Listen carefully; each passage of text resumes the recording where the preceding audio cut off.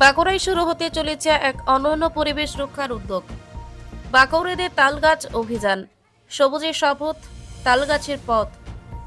এই স্লোগানকে সামনে রেখে এবছর জেলার প্রতিটি পাড়া, প্রতিটি গ্রাম এবং প্রতিটি শহরে একই দিনে একই সময় তালগাছ রোপণ করা হবে। তারিখ 31 আগস্ট 2025, সময় সকাল 10টা। আয়োজকেরা জানিয়েছেন, পরিবেশ সুরক্ষা, গ্রামীণ জীবনে তালগাছের গুরুত্ব, জলবায়ু পরিবর্তনের প্রভাব কমানোর বার্তা পৌঁছে দিতে এই উদ্যোগ। বিশেষজ্ঞদের মতে তালগাছ শুধু ছায়া ও পরিবেশ নয়, বজ্রপাতের ক্ষতি কিছুটা হলেও কমাতে সাহায্য করে। এদিন জেলার বিভিন্ন ক্লাব, সামাজিক সংগঠন, শিক্ষা প্রতিষ্ঠান এবং সাধারণ মানুষ হাতে হাত মিলিয়ে গড়ে তুলবেন সবুজ ও নিরাপদ বাঁকুড়া।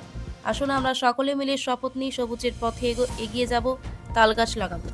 জেলার সমস্ত স্বেচ্ছাসেবী সংগঠন সহ সাধারণ মানুষ এবং বুদ্ধিজীবী মানুষ থেকে শুরু করে সমস্ত স্তরের মানুষ, চাষি, শিক্ষক, ছাত্রছাত্রী সবাইকে আমরা আহ্বান জানাচ্ছি যে 31শে আগস্ট সকাল 10টা থেকে পুরো বাঁকুড়া জেলা জুড়ে আমরা তাল গাছ লাগানোর জন্য যে তাল বীজটা হয় সেটা আমরা লাগাবো।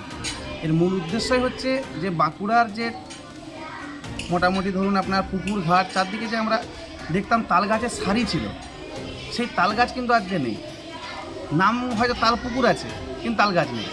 এর ফলে যে সামাজিক একটা সমস্যা হয়েছে, এখন দেখবেন মেঘ ধরলে বজ্রপাত, সেই বজ্রপাতের ফলে দেখা যাবে ম্যাক্সিমামই কিন্তু মানুষ মারা যাচ্ছেন।